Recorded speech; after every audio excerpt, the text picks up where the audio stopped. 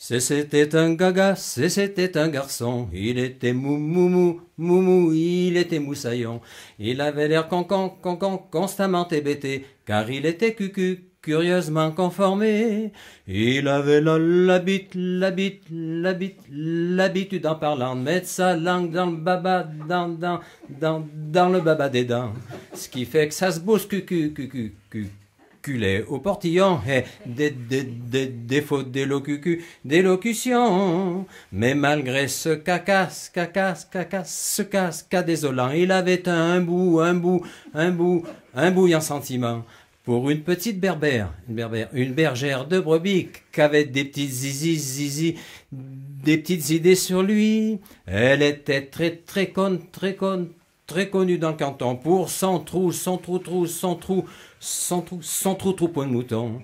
Elle avait un charme si mutin que tous les gars qu'était sa main.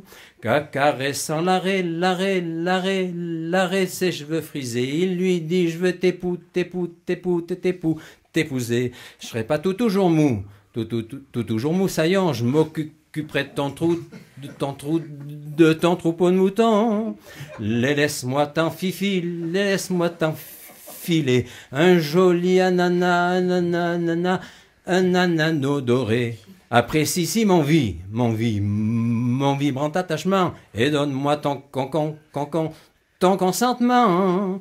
Puis il lui fit miroiter l'avenir, comme une partie de festin et de plaisir. Comme il sortait son dernier argument, elle se laissa bécoter gentiment. Ici le cul curieux ne saura jamais ce que fit le vif du sujet. Mais le temps qu'il lui dise: méfie-toi, elle était déjà enceinte de 3 mois. Elle se trouva tout concerné. Il lui dit: font bander nos volontés. Tu vas garder ton troupeau de moutons. Moi je reprends mon boulot de moussaillon.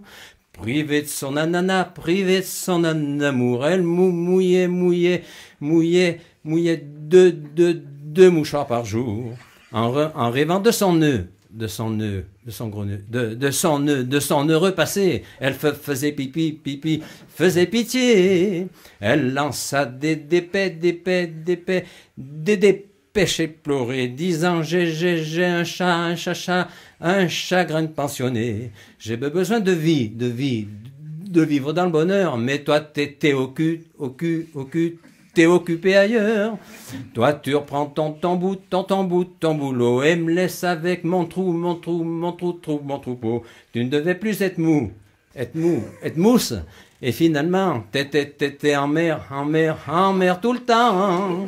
Il revint très soupçonneux bêtement, disant: on t'a monté le coup certainement. Tu devais garder ton troupeau loin du pays, mais t'as sûrement désobéi. Elle lui dit: je veux que tu me respectes, et je veux plus que tu me suspectes. Mais lui, visant le chapeau de la bergère, tira 3 coups de revolver, affolé de ce qu'il avait fait, brandissant son pistolet. Et là, moumou, mourir dans son canot qui moumouillait par là. Ce fut la fin de ce curieux roman. Si vous y avez trouvé quelque agrément, c'est que vous êtes très complaisant et gentil. Et moi, je vous dis merci.